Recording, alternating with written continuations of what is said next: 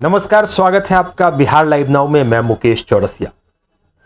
आज supreme court of India में बिहार नगर निकाय चुनाव को लेकर अहम फैसला आने वाला था।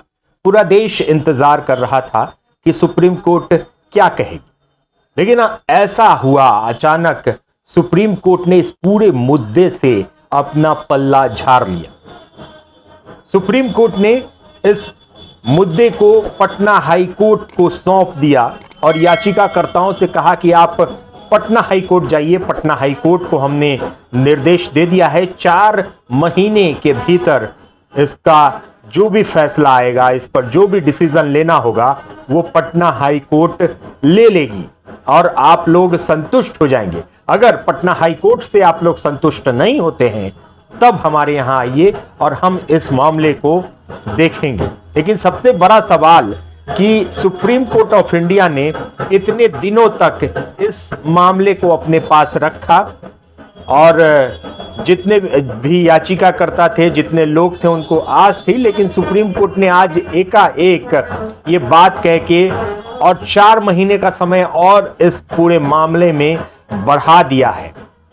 आपको बता दें कि आज सुप्रीम कोर्ट ऑफ इंडिया में इस मुद्दे को लेकर कि बिहार सरकार के द्वारा जो पिछड़ा आयोग में अति पिछड़ा वर्ग के राजनीतिक पिछड़ेपन के लिए एक आयोग बनाई गई थी, वो डेडिकेटेड था या नहीं था, इस पर सुप्रीम कोर्ट ऑफ इंडिया को आज फैसला लेना था, कुछ ऑर्डर देना था। लेकिन बिहार सरकार के वकील और जो याचिकाकर्ता हैं उनके वकीलों के बीच बहस हुई। कहा जा रहा है कि जबरदस्त बहस, और बिहार सरकार के जो वकील हैं उन्होंने जबरदस्त बहस की और याचिकाकर्ता के वकील हैं भंडारी साहब, उन्होंने भी बहस की है। और इस बहस के बाद सुप्रीम कोर्ट ने ये डिसीजन लिया है कि पूरा मामला पटना हाई कोर्ट में सुनवाई होगी इसकी, और 4 महीने के अंदर पटना हाई कोर्ट को सुनवाई पूरी करके अपना जजमेंट दे देना होगा। याचिकाकर्ताओं को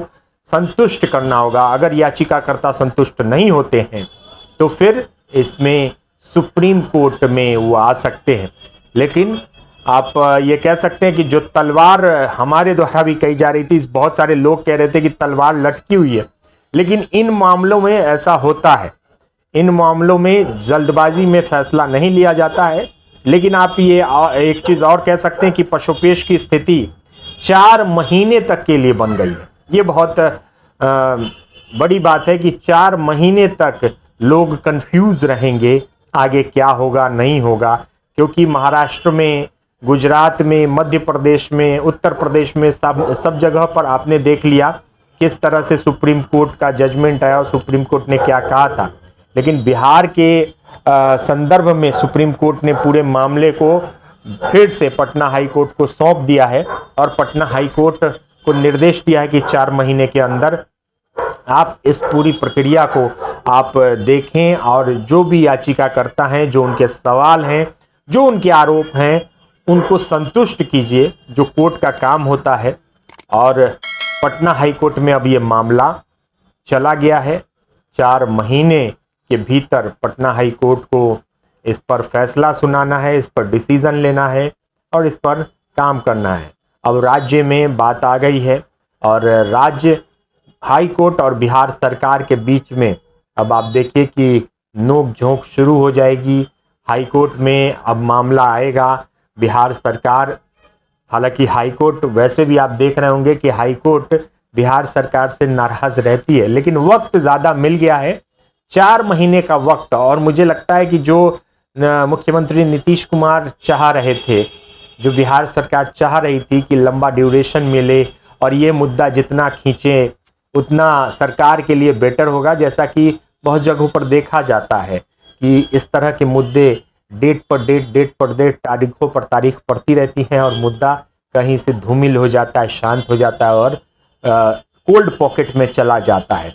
तो सरकारें यही चाहती हैं कि इस तरह के मुद्दे कोल्ड पॉकेट में चले जाएं, क्योंकि इससे नुकसान अगर होना होगा तो बिहार सरकार को सबसे ज़्यादा नुकसान होगा। अगर इस जो चुनाव अभी हुई है उसमें कुछ गड़बड़ी होती है या उसे रद्द या अवैध किया जाता है तो सबसे बड़ा नुकसान जो कि बिहार सरकार को झेलना पड़ेगा। इसलिए बिहार सरकार चाहेगी कि तारीख पर तारीख पड़ें, डिले हो के, और जितना ज़्यादा समय निकल जाए उतना ज़्यादा इनके लिए अच्छा होगा। 2024 का चुनाव भी सर पर है, उसकी भी तैयारी सारी पार्टियां कर रही हैं, और इस समय अगर इस तरह की चीज़ें हो जाए, चुनाव रद्द या अवैध, तो मुश्किल का सामना करना पड़ सकता है सरकार को। हालांकि देखिए, ये अति पिछड़ा वोट बैंक की एक तरीके से आप कह सकते हैं कि बहुत बड़ी लड़ाई चल रही है। अति पिछड़ा वोट बैंक जो कि बीजेपी भी दावा करती है उस पर, और महागठबंधन भी दावा करती है, नीतीश कुमार भी करते हैं। तो इसी आरक्षण को लेकर, क्योंकि अति पिछड़ा को आरक्षण दिया गया था, अति पिछड़ा समाज के लोगों को आरक्षण दिया गया था नगर निकाय चुनाव में, लेकिन उसकी प्रक्रिया सही नहीं थी। जो मापदंड थे सुप्रीम कोर्ट के, उस मापदंड के हिसाब से आरक्षण नहीं दिया गया, वो दायरों के भीतर रहकर आरक्षण नहीं दिया गया, जिस पर बात उठी, जिस पर मुद्दा गर्म हुआ और सुप्रीम कोर्ट में पूरा मामला गया था।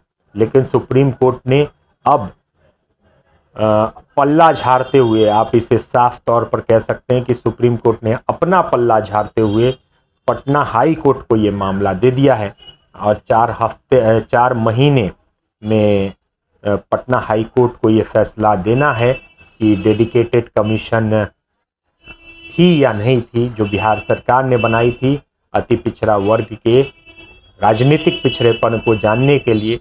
तो ये अब पूरे बिहार में मामला आ गया है। अब देखते हैं क्या होता है आगे। हालांकि आज जो लग रहा था, जो कयास लगाए जा रहे थे, वो सारे कयास फेल हो गए, और फिर से एक तारीख इस मुद्दे में मिल चुकी है। तो आगे भी तारीखें तो हम दिखाएंगे आपको, हर तारीख में क्या अपडेट आता है वो बताएंगे ही। आगे के भी खबरों के लिए और विश्लेषण के लिए आप हमारे चैनल बिहार लाइव नाउ को सब्सक्राइब कर लें अगर आप यूट्यूब पर देख रहे हैं, और लाइक करें, शेयर करें। अगर आप फेसबुक पर देख रहे हैं तो फॉलो कर लें, और कमेंट ज़रूर करें आपको कैसा लगा, और अपनी राय भी आप कमेंट करके हमें दें, ताकि हम और अच्छे तरीके से वीडियो बनाएं और आपको संतुष्ट हम भी करें। तो बने रहिए बिहार लाइव नाउ के साथ। तब तक मुझे मुकेश चौरसिया को दीजिए इजाज़त। नमस्कार। अपने सपनों की आशिया को दे एक नई पहचान माँ भवानी डेकोर प्राइवेट लिमिटेड के साथ, जो है ऑथराइज्ड डिस्ट्रीब्यूटर ऑफ कजारिया। देश की मिट्टी से बनी टाइल से देश को बनाते हैं, और जहां मिलती है सभी प्रकार के Indian and imported granite, marble, sanitary एवं कोटा स्टोन का अनोखा एवं आकर्षक संग्रह। माँ भवानी डेकोर प्राइवेट लिमिटेड मतलब a complete floor solutions. New 0 mile Dadar road, Muzaffarpur. Call 9934753111।